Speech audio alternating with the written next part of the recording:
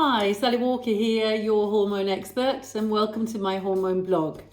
Today I'm going to answer a question that I got from Elsa. Elsa's a Danish lady, and she has actually written to me before and asked a couple of questions, which is great. So come on, ladies, send me some questions. It's always good for me to have something I know is going to be interesting for you to listen to.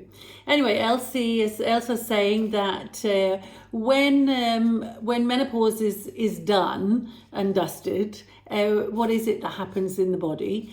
Are the hormones in balance again, or has the body just got used to this new situation? And what makes the menopause stop, basically? So lots of little questions in one there, really. So, well, let's talk a little bit about what menopause is and when it stops. Let's start there.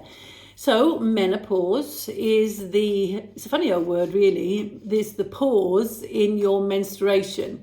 When we use the word pause, we kind of think, well, it's going to come back again, doesn't it? Well, it's not. It's stopped. And it stops, and you are officially done and dusted when you haven't had a bleed for minimum 1 year. So if you haven't had a bleed for 1 year, then you are officially done with your menstruation. So you're menopaused out. Yes. So what is it that happens? Well, what has happened is that the production of hormones, estrogen, testosterone and progesterone have stopped in your ovaries. Now, we do produce these hormones other places in the body, and after menopause, a very important area for production is the adrenal glands. So all three hormones, progesterone, testosterone and estrogen, will be produced in your adrenals.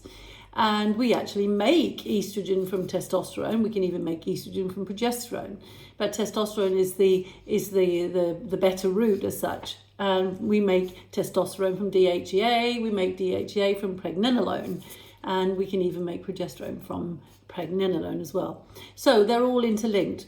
But there is another hormone which is produced in our adrenals, and that is cortisol. So this is what we call the stress hormone. And this is the dominant hormone. So, those of you who've listened to me before, your need for cortisol, if this is increased because you are stressed in some way or form, physically, mentally, emotionally, makes no difference. But if your need for cortisol is extreme or is big, then you're not going to be producing the other hormones. So it's going to affect, and in the end, it's going to affect your levels of estrogen. So this is why I say that after menopause, you have to be careful with your stresses, ladies. You've got to keep those under control because they're going to affect that little amount of estrogen that's being produced, and also testosterone and also progesterone. So we lose about 70% of the production when the ovaries cease their production.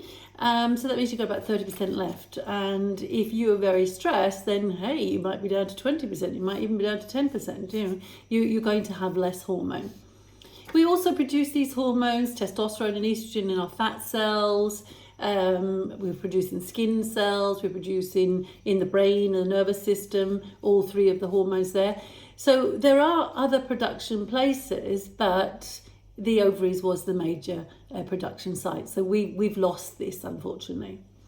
So what does that mean? Well, after menopause, yes, we can say the hormones are balanced out again. So all of these symptoms of the imbalanced symptoms during the perimenopausal times, where 1 month you've got all good levels of all three hormones, the next month you don't have any progesterone, so estrogen goes crazy. Another month you don't produce too much estrogen, and you're all over the place, and this stops. So you become a little bit more stable, but you just have less hormone.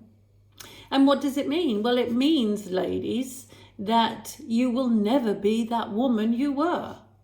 And that doesn't have to be negative, but you will not be that woman. You've lost 70% of these hormones, and especially that very important hormone called estrogen, which will dictate how our body's shape looks, how our mind works, so our mental capacity, our emotional state.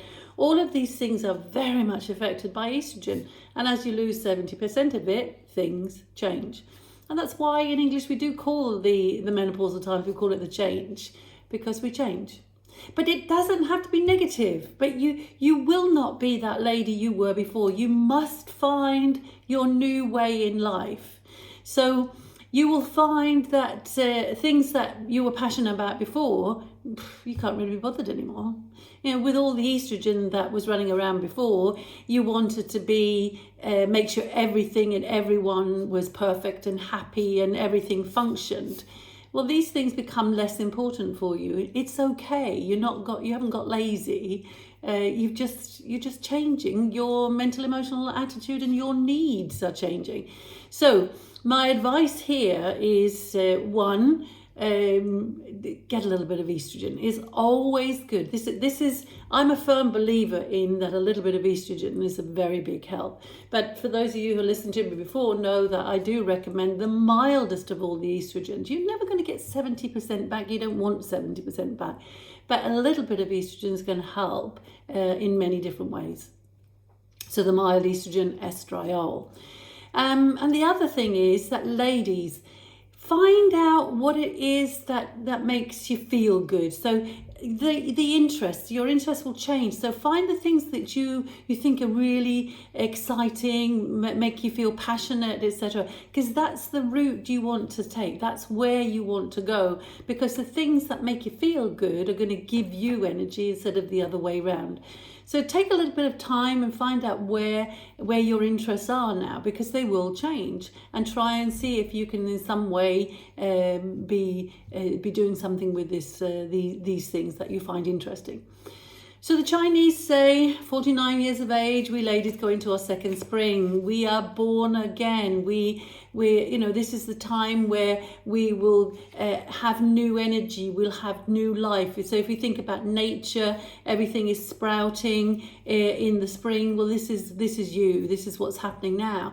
You just need to find out what it is that you want to use your energy on.